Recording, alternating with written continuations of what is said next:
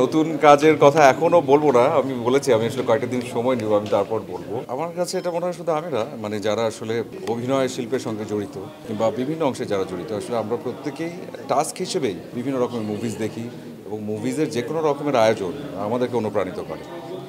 এবং এই আয়োজন অবশ্যই একটা বিশাল বড় বিষয়, হয়তো এভাবে করে ক্যামেরার সামনে এসে দাঁড়ানো হয় না,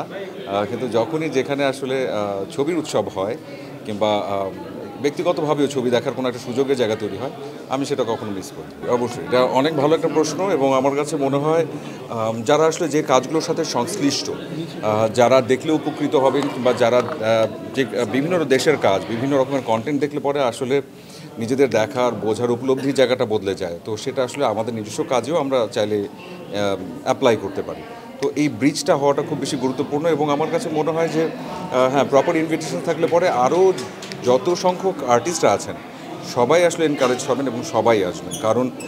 উই অল লাভ মুভিজ এবং এটা বলার বাইরে, কারণ এখানেও যারা আছে এবং এই যে নেপথ্যেও যারা আছে, আমার মনে হয় সবাই আসলে এই একই কথাই বলবে যে আমরা আসলে সবাই ছবি দেখতে ভালোবাসি এবং শুধু দেশেও না, দেশে বিদেশে সব রকমের ছবি।